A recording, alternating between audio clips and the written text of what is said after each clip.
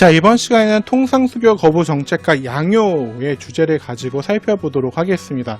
지난 시간 보전에 근현대사 들어갔고요. 지난 시간에 이제 흥선대원의 개혁 정치들에 대한 내용들을 살펴보면서 당시의 국제 정세가 그렇게 만만치 않고 상당히 어려운 가운데 있었다라는 이야기들을 했죠. 그리고 이항선도 계속 출몰하는 그런 과정 중에 있었습니다. 자, 이런 이항선들 서양 세력들과 이제 우리가 직접적으로 부딪히는 일들이 벌어지게 됩니다. 당시 이제 국내의 배경을 지난 시간에 했지만 조금 다시 살펴보도록 할게요.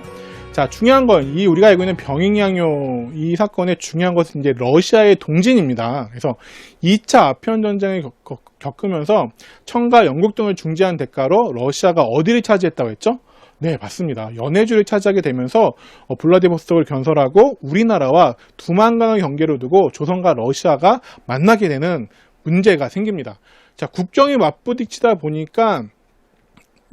난 다음에 러시아는 이제 조선에게 여러 차례 통상을 요구하게 되죠. 우리 좀 이웃사촌 됐으니까 좀 잘 지내볼까? 라고 통상을 요구하는데 그것이 결국에는 군사적인 침략으로 이어질 수 있기 때문에 흥선대원군 당시에 이제 조선 정부는 이거를 거절하게 되죠. 군사적 침략으로 이어질 것을 우려해서 거절하게 되어집니다. 자, 그런 가운데 러시아가 계속 우리를 좀 노리는 것 같으니까 이 흥선대원군이 이 러시아를 견제하기 위해서 프랑스를 조금 이용하려고 합니다. 그래서 집권 초기에 흥선대원군은 천주교에 대해서 조금 비교적 관대했다고 해요. 그래서 프랑스 선교사를 이용해서 프랑스 세력을 끌어들여서 러시아를 막으면 어떨까라는 생각을 하고선 이제 프랑스에 접근을 하게 되어져요. EEJ란 말 들어봤나요? EEJ, 그렇죠. 오랑캐를 이용해서 오랑캐를 무찌른다, 방어한다. 이게 약간 중국이 대대로 사용했던 중국 한족 국가들이 사용했던 방법인데 요거는 이제 흥선대원군이 생각했던 것 같아요. 그러니까 우리가 생각할 때 서양 오랑캐인 러시아를 막기 위해서 또 다른 서양 오랑캐인 프랑스를 이용한다라는 EEJ의 방책을 가지고선 프랑스를 이용해 러시아를 막아보려고 합니다. 그래서 이제 조선에 있던 이제 카톨릭 교도들이 대원군한테 조선과 프랑스, 영국이 삼국이 동맹을 맺으면 특히 당시 이제 프랑스 나폴레옹 3세가 집권할 때니까 이 나폴레옹 3세의 위력을 이용해서 러시아를 막을 수 있지 않을까, 막을 수 있을 것 같다라고 이야기를 했던 것 같아요. 그래서 이제 어쨌든 프랑스하고 좀 그럼 이야기를 해야 되잖아요. 그래서 우리나라에 들어있던 프랑스 선교사를 통해서 프랑스와 교섭을 하려고 해요. 흥선대원군이. 근데 이게 결국은 결론적으로는 실패를 하게 되어져요. 결론적으로 실패를 하게 되어지는데 이 흥선대원군의 반대파에서 어떤 소문을 내냐면은 흥선대원군의 처소에 흥선대원군이 머무는 이제 운영궁이죠. 운영궁 지금 인사동 뒤에 있는 운영궁에 천주교도들이 드나든다라는 소문이 나기도 하고 자, 이거를 반대원군 세력들이 정치 공세를 펴려고 하는 거예요. 그러다 보니까 흥선대원군의 입장에서는 뭔가 프랑스와의 연대를 해서 러시아를 막지도 못했는데 이 천주교 신자들과 가깝게 지낸다라는 소문이 나니까 정치적으로 상당히 약간 위기감을 느끼게 됐던 것 같아요. 자, 그래서 이 위기감을 좀 타개하고자 흥선대원군이 이제 천주교를 탄압하자라는 그런 결심을 하게 되어지고 병인박해로 이어지게 되는 거죠. 그래서 이제 병익년이었던 1866년부터 본격적으로 흥선대원군이 천주교를 탄압하고자 합니다. 그래서 조선에 당시 이제 프랑스 선교사 12명이 들어와 있었는데 이 12명의 선교사 중에 9명의 프랑스 선교사가 이 병인박해 때 처형당하게 되어지고요. 그 외에도 이제 조선인 천주교 신자들은 거의 8,000명 가까이 처형당하는 일들이 벌어지는 그런 어마어마한 병인박해가 일어나게 되게 됐던 거죠. 그래서 이 병인박해로 말미암아서 곧 병익양요가 이루어지는 계기가 되어집니다.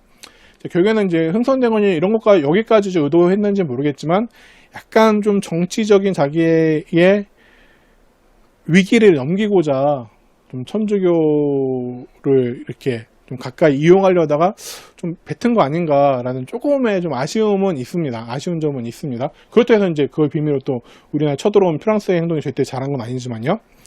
자, 그 다음에는 이제 두 번째, 제너럴 셔머너 사건이란 게 있죠. 제너럴 셔머너 사건, 똑같이 1866년에 있었던 일인데요. 1866년 8월에 미국 상선이었던 제너럴 셔머너가 평양에서 불타버린 사건, 불타서 침몰해버린 사건이 바로 제너럴 셔머너 사건이 되겠습니다. 이미 이제 몇 달 전에 프랑스 선교사가 처형당해가지고 프랑스 함대가 쳐들어올 것이다 라는 소문이 조선 곳곳에 파다하게 퍼져 있었다고 해요. 그런 가운데 제너럴 셔머너, 그러니까 수상한 이항선 함대가 대동강을 거슬러 가서 평양까지 왔던 거예요.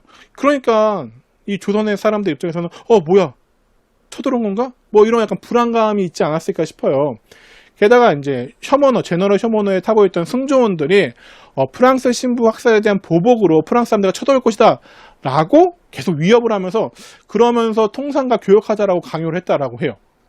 그러니까 가뜩이나 불안한 상황인데 이양선이 와가지고 프랑스한테 쳐들어온대 라고 하면서 통상을 요구하니까 더 짜증나고 더 기분 나쁘고 좀 불안한 상황이 됐던 거죠.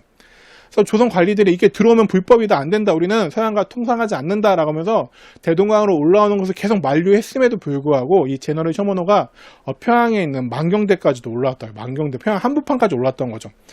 자, 근데 이제 조선은 그래도 이런 불법 행위를 계속하는 제너럴 셔머너임에도 불구하고 그래도 동방예의지국으로서 그래도 타국 사람들이 얘네들이 좀 배다 보니까 식수 이런 것들이 중요하잖아요. 식량도 중요하고 이런 것들을 세 차례나 후하게 공급을 해줬는데 이 셔머너에 있는 이 승조원들이 나쁜 짓을 합니다.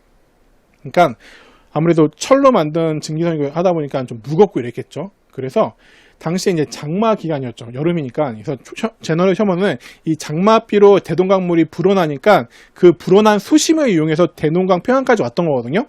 평양까지 이 불어난 수심을 이용해서 왔는데 이 장마 기간이 지나버리니까 대동강 물의 수량이 줄어들어가지고 움직이기가 무거운 철로 만든 배였으니까 그 당시 우리나라 배는 다 나무로 만든데 움직이기가 힘들어진 거예요. 그러니까 이제 이 제너럴 셔머너에 타고 있던 승조원들의 입장에서는 되게 불안해지기 시작한 거죠. 여기가 그래도 뭔가 우호적이지 않은 나라의 한복판인데 배가 마음대로 움직일 수 없도록 강물의 깊이가 얕아져 버렸어요. 자, 이러니까 초조하기도 하고 이러다 보니까 결국 난폭한 행위를 하고선 조선 군인들과 충돌하게 되어집니다. 이 과정에서 이제 제너럴 셔머너가 쓴 대포에 맞아서 조선의 국민들 중에 이제 조선 사람들이 다치게 되니까 당시 평양 감사였던 박규수의 지휘 아래, 박규수 인물 기억나나요? 그때 막 임술농민 봉기 일어나고 있을 때 안핵사로 내려갔던 인물, 나중에 개화파에도 영향을 줬던 인물이기도 합니다. 그러니까 박교서는 개화파 인물임에도 불구하고 이들의 행동이 옳지 못했던 거죠. 그러니까 불을 이용한 공격을 해가지고 이 제너럴 셔머너를 불태워서 침몰시키게 되어집니다. 자, 이렇게 해서 이제 1860년에 큰 두 번째 사건인 제너럴 셔머너 사건이 있었고요. 자, 곧 이어서 병익양요가 벌어집니다. 앞에서 일어났던 병임 박해에 대한 결과로 병익양요가 일어나게 되죠. 자, PPT 좀 볼게요. 자, 프랑스가 병임 박해를 구실로 침략해 오게 되는 게 바로 이제 병임 양요가 되겠죠. 자, 아까 그 선교사들 12명 중에 이제 9명이 처형당했다고 해죠. 이제 3명 같은 경우는 이제 체포되지 않고 이제 도망가고 그랬는데 그 중에 이제 결국에는 이제 국경을 탈출했던 리델이라는 신부가 청나라 텐진에 있던 프랑스 해군 사령관이었던 로즈 제독에게 우리 프랑스 선교사들이 조선에서 처형당했어요 라고 하고 알리게 되어져요. 자, 그러자 프랑스 선교사들에 대한 학살의 책임을 묻고자 이 프랑스 함대가 이제 우리나라에 쳐들어오게 됐던 것이 바로 병익양요가 되겠습니다. 그래서 1차, 2차 두 번의 침입을 하게 되는데요. 1차 침입 때 9월입니다. 1866년 9월에는 리델 신부와 한국인 신도, 천주교 신도 3명이 한국 사람도 있어요. 그러니까 이들에게는 종교의 자유가 좀 더 중요했던 거죠. 한국인 신도 3명의 안내와 리델 신부의 안내로 이 프랑스 군함 3척이 인천 앞바다를 거쳐가지고 서울 한복판의 양화진 알죠? 양화대교. 자, 연 뒤에 노래 있죠? 거기까지 거슬러 온 다음에 이제 수로 조사를 한 다음에, 퇴거하게 되어집니다. 자, 그러자 이제 조선은, 니네 뭐 하는 거야? 라고 하면서 이제 다시, 방비를 점검하기도 하고 프랑스 측에 경문, 서신을 보내가지고, 선교사는 이렇게 불법 행위했기 때문에 우리나라 법에 맞춰서 처단한 거고, 프랑스 함대가 이렇게 오면 안 된다라고 항의를 합니다. 하지만 다 무시해버리고 10월 달에 프랑스가 2차 침입을 하게 되어죠. 그래서 프랑스군 약 120명 정도가 강화도에 와가지고 문수산성 이런 데 정찰하려다가 한성군의 부대와 전투를 벌이게 됩니다. 전투를 벌이게 되어지고 그 이후부터는 민가나 군대 가릴 것 없이 무차별 포격하고 공격하고 이런 나쁜 짓들을 벌이게 되죠. 또 11월 달에는 프랑스 해병 160명 정도가 정죽산성을 공격하려다가 양원수의 부대에게 격퇴당하기도 합니다. 자, 이렇게 해서 계속 이제 격퇴당하고 이러다 보니까 이후에 로즈 제독은 결국엔 철수하자라고 철수를 결정하게 되는데 프랑스 이제 11월 중순 11월 10일, 11일 무렵에 철수를 하면서 거의 한 달 가까이 점령하고 있던 강화성에 있었던 우리나라의 중요한 이제 문화재들, 외 규장가게가 행궁 이런 것들을 다 방화해서 불태워버리고요. 다량의 서적과 무기 그리고 보물 이런 것들을 가지고 자신의 이제 동양 함대가 있던 이제 중국으로 철수를 하게 되어집니다. 이때 이제 가져갔던 문화재 중에 가장 유명한 게 뭡니까? 그렇죠? 외 규장각에 있던 외 규장각 도서들, 의계 이런 것들을 대량으로 프랑스가 가져가게 되어지죠. 문화재 약탈범들이 나쁜, 그러니까 아무리 프랑스, 영국 이렇게 선진국가 신사의 나라 해도 결국에는 동양에 와서 한 게 뭡니까? 문화재 약탈, 도둑질 한 거예요. 도둑질 한 거죠. 그래서 이 이제 외 규장각 의계 같은 경우는 1970년대에 프랑스에 있던 박병선 박사님께서 프랑스 국립도서관에 이제 있던 거 일부 발견해서 우리가 끊임없이 이제 반환 노력을 하죠. 반환 노력을 하는데 뭐 얘네가 이제 준다고 했다가 또 거짓말해서 안 준다고 했다. 국립도서관 직원들이 반대한 데서 또 안 준다고 했다고 어쩌고 우여곡절 끝에 145년 만에 2011년에 임대 형식, 훔쳐간 거 돌려봤는데 되돌려준 것도 임대 형식으로 반환을 받긴 했습니다. 그래서 그때 신문도 많이 나오고 했었죠. 왜 그럼 임대 형식으로 반환했을까? 왜 임대 형식일까? 그렇죠. 서구 열강들은 이 제국주의 국가들, 프랑스나 뭐 영국이나 미국이나 이런 데에 있는 박물관들, 전시관에 있는 미술관들에 있는 문화재들 중에 그들의 제국주의 시절에 약탈해간 거, 훔쳐간 거 다시 원래 국가로 돌려줘라 하면은 그 박물관, 미술관에 있는 문화재들의 반 이상은 비워질 거예요. 그래서 그냥 그들이 그걸 막기 위해서 문화재 반출 금지법을 이제 스스로 자기네 나라에 정해놨던 거예요. 그래서 이 문화재들은 외국으로 갖고 나가면 안 돼. 자기네 훔친 거면서 도둑놈들. 자, 그래서 이제 뭐 프랑스도 너네한테 줄 수는 없어. 아예 줄 수는 없어. 왜 우리나라 법을 어기는 거니까. 그러니까 빌려주는 형식으로 할게. 그래서 이제 임대 형식으로 오게 됐던 거예요. 그래도 이제 돌아오기라도 했으니까 다행인 거죠. 자, 이렇게 이제 병행양요가 일어났고요. 그 다음에 이제 1868년에는 또 무슨 일이 벌어집니까? 뭐 기가 막힌 일이 벌어집니다. 오페르트라는 인물이 등장하는데요. 이 오페르트는 독일 상인이었어요. 독일 상인이었던 오페르트는 조선에 두 번이나 통상을 요구했었어요. 두 번이나 통상을 요구했는데 두 번 다 거절을 당했습니다.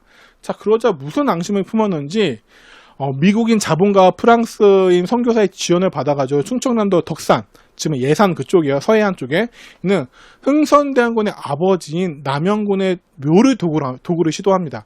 그러니까 흥선대원군의 아버지인 남영군이면은 지금이 조선의 왕인 고종의 할아버지, 임금의 할아버지인 남영군의 묘를 도구를 하려고 해요. 왜 시체 갖다 뭐 하려고? 그러니까 결국에는 조선인들, 동양인들 같은 경우에는 선조, 조상에 대한 예의라든지 제사라든지 예법 이런 것들이 끔찍한 것을 알고 있으니까 이 남영군의 시신을 가지고 인질로 삼아서, 비록 죽었지만 인질로 삼아서 너네 우리랑 통상하지 않으면은 이거 돌려주지 않을 거야. 그러니까 시체를 가지고 이렇게 인질로 삼으려고 하는 정말 인간으로서 정말 참아하지 못할 짓까지 하면서 하려고 하는데 실패합니다. 실패하고 말아요. 왜 그러냐면은 우리나라에 이렇게 그냥 매장을 하는 게 아니에요. 게다가 이제 왕실의 면대 매장을 한 다음에 그 다음에 이제 회를 발라요. 그러니까 석회 있죠. 그러니까 요즘 보시면 시멘트인 거예요. 시멘트로 이렇게 다 차단을 시켜놨단 말이에요. 그러다 보니까 밤새도록 꽃갱이질을 해도 이 시멘트를 결국엔 뚫지 못한 거죠. 그러니까 나름 밝고 당시에 이제 백성들이 뭐야 하고 와가지고 몰려들고 하니까 결국에는 이제 도망가 버렸던 거예요. 양회를 시멘트라고 하잖아요. 이게 조선시대? 조선시대 회지. 네네. 오페레트 독골 사건에서 오페레트가 결국 남영금을 못 팠잖아요. 밤새도록 팠는데 못 파. 거의 요즘으로 지금 시멘트 콘크리트 발라놓은 거잖아요. 그러니까 양회가 시멘트잖아요. 이거 하잖아. 네네. 콘크리트 똑같은 거예요. 그러니까 삽이나 곡괭이로는 하룻밤새 팔 수 없다. 할 수가 없어. 근데 이때도 참 이 묘를, 이 오페레트나 이런 사람들을 또 앞장서서 데리고 왔던 사람들 중에는 조선인들이 있어요. 물론 천주교 이렇게 자기의 가족들이 박해를 당하고 또 천주교로 인해서 흥선대원에 의해서 처형당하고 이러니까 그런 원수심에서 좀 원한 때문에 그렇게 했겠죠. 자, 그렇게 해서 결국에는 퇴각을 하게 되는데, 자, 결국에는 이제 우리나라 사람들 있잖아요. 역효과를 났던 거죠. 특히 흥선대원군이나 고종의 입장에서는, 특히 흥선대원의 입장에서는 어떻게 왕의 할아버지의 묘, 왕실의 묘, 그리고 사람의 묘를 인질로 삼으려고 할 수 있지? 과연 이런 짓을 하는 것이 사람인가? 사람이 아닌 거죠. 짐승인 거죠. 짐승도 하지 않는 행동인데, 그런 인간인 우리가 이런 짐승 같은 서양 오랑캐들, 맞다. 얘네들과 통상을 하지 않는 것이 맞아. 결국 얘네들은 위험한 애들이었어. 그래, 더욱더 얘네들과 통상을 하면 안 되겠다라고 하는 통상수교 거부 정책을 더욱더 강화하는데 이 오페레트 도구 사건이 이제 작용하게 됐던 거죠. 그래서 조선 내에서 서양인들에 대한 반감은 더욱더 상승하게 되어지고요. 또 통상수교 거부 정책이 더욱더 강화되는 결과가 이 오페레트 도구 사건으로 인해서 일어나게 되어집니다. 자, 그리고 이제 1871년에는 신미양요가 일어나게 되죠. 자, 신미양요는 미국이 쳐들어온 거죠. 그래서 제너럴 쇼모너 사건으로 비밀로 미국 군함이 쳐들어오게 되어집니다. 근데 제너럴 쇼모너 사건은 1866년에 있었고 신미양요는 1871년에 있었잖아요. 거의 5년 지나서 이루어진 건데, 이미 그 미국 쪽에서도요, 제너럴 쇼모너와 관련해서 그 제너럴 쇼모너가 좀 잘못한 행동들을 조선에서 했다라는 것들을 이미 조사를 해서 알고 있었어요. 그리고 조선 정부는요, 당시 쇼모너가 미국 배인지도 몰랐다고 해요. 특히 당시 제너럴 쇼모너의 통역 담당으로 타있던 사람이 그 영국인 선교사였던 토머스라는 인물인데, 이 토머스가 자기는 영국인이다라고 얘기를 하면서 통역을 하니까 이게 미국 배인지도 몰랐고, 또 얘네들이 와가지고 무슨 짓 했어요. 프랑스 함대가 쳐들어올 거다라고 협박을 했고요. 그리고 막 백성들 괴롭히고 대포 쓰고 막 이랬잖아요.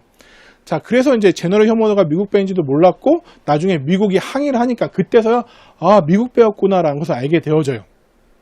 그리고 아까 방금 전에 얘기했지만 미국이 1867년 제너럴 쇼모너가 이제 조선으로서는 이게 서양인을 동반한 중국 해적선이구나 라고 오인받을 만한 그런 행동들을 충분히 했고, 난폭한 행동들, 잘못된 행동들을 했기 때문에 그런 것들을 미국도 다 확인하고 있었단 말이에요. 근데 그 이후에 요거를 구실로 삼아가지고 그러면 좀 조선을 개항시켜보자 라고 해서 이제 개항을 시도했는데 안 되니까 청나라에 통해서 니네 우리나라 배웠던 제너럴 쇼모너 이렇게 침몰시켰지? 그럼 뭐 봐줄 테니까 우리랑 통상하자 라고 했는데 조선은 거부한단 말이에요. 그러다 보니까 결국에는 이제 군대를 보내게 되어집니다. 그래서 미국의 아시아 함대 사령관이었던 로저스가 군함 5척과 군인 1230명을 이끌고 1971년 5월에 일본의 나가사키를 출항해서 우리나라로 오게 되어져요. 그래서 지금 화성에 있는 남양만을 지나가지고 강화도까지 접근을 해서 6월 10일에는 600명이 넘는 군인들을 초지진에 탕력을 시켜가지고 무력으로 점령을 하게 되죠. 여기는 강화도의 초지진입니다. 초지진 앞에 나와 있는데요.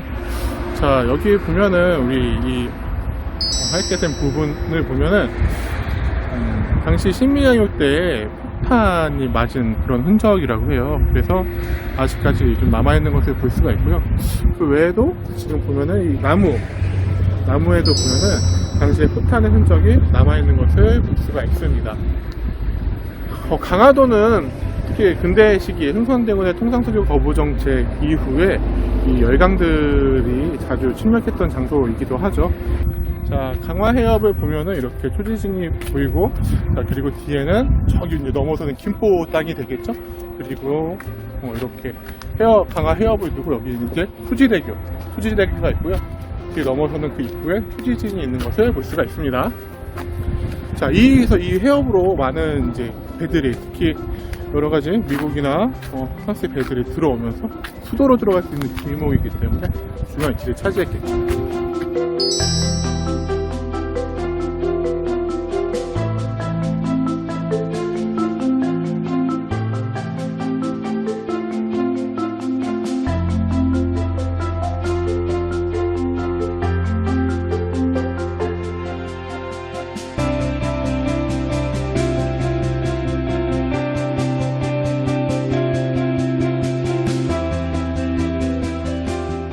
무력으로 점령하고 초진진과 덕진진을 점령한 후에 6월 11일에는 광성보를 공격하게 되어집니다. 그래서 광성보를 공격하는데 이 광성보 전투가 이제 어제현 장군이 유명하죠. 그래서 어제현 장군도 이때 이 광성보 전투에서 전사하고요. 조선이 약 53명 정도가 전사라는 치열한 전투였다고 합니다. 우수한 무기를 가지고 왔던 미국 군대에 맞서가지고 우리는 정말 근데 그 사이에 우리도 여러 가지 화포 개량하기도 하고 세계 최초의 방탄조끼라 불리는 그런 서양의 이제 총에 대항해서 그런 무기들도 만들기도 하는데 많이 열세였죠.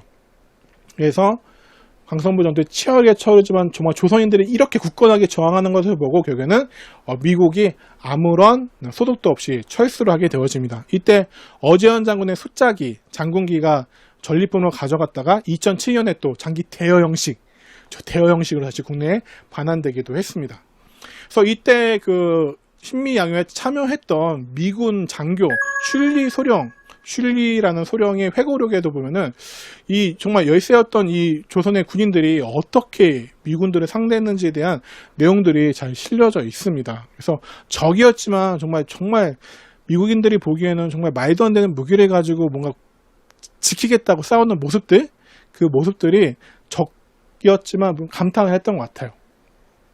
그래서 그 내용들이 실려져 있기도 하고요. 자, 이렇게 신미양요까지 겪었습니다. 그래서 병익양요 겪었죠. 오페레트 도굴 사건도 겪었죠. 그리고 신미양요까지 겪고 나니까 홍성대원군이 정말 얘네들은 상대하면 안 되겠다라는 생각이 더욱더 굳건해지기 시작합니다. 그래서 척합의를 건립합니다. 이미 병익양요 이후부터 이 서양과 수교하는 것은 나라를 팔아먹는 짓이다 라고 하면서 반대가 더 높아진 가운데 아예 이거를 비석으로 새겨서 전국 곳곳에 척합의를 건립하게 되어집니다. 그래서 신미양요 이후에 척합의를 전국 각지에 건립해서 양이와 화친하는 것은 나라를 파는 행위다라는 것을 좀 마음으로 새기고 계속 이 비석을 보면서 이 통상소교 거부 정책을 유지하도록 했던 거죠.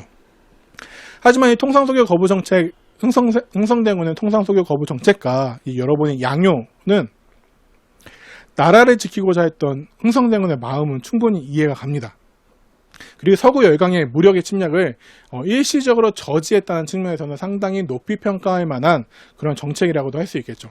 하지만 모든 것들이 다 이제 좋은 측면만 있는 건 아니죠. 한편은 아쉬운 점도 물론 있긴 합니다. 그래서 당시 워낙에 급변하는 국제 정세 속에서 또 서양과 동양이 만나는 그런 상황 가운데서 약간 이런 변화에 능동적으로 대처할 수 있는 기회를 잃어버리고 이 이후에 우리가 약간 수동적으로 개화를 하면서 결국에는 당시 국제정세에 잘 따라가지 못한 결과 일본의 식민지를 전락했다는 데는 조금 안타깝다. 능동적으로 대처하지 못했다는 점이 조금 안타깝다라고 할 수 있는 그런 안타까운 부정적인 평가도 공존하고 있습니다. 자, 이렇게 해서 오늘은 이제 양요의 전개 과정을 살펴봤습니다. 1866년 병인박해, 그리고 제너럴 셔먼 사건, 그리고 그로 인해서 병인박해로 인해서 병익양요가 일어났고요. 그 다음에는 1871년에 신미양요가 일어났습니다. 또 중간에 정말 쓰레기 중에 쓰레기로 할 수 있는 오페레트가 남영군의 묘, 시신을 도굴하려고 했던 그런 천인공노할 그런 사건들도 있었습니다. 시간 순서대로 좀 잘 알아두시면 좋겠습니다. 여기까지 하겠습니다.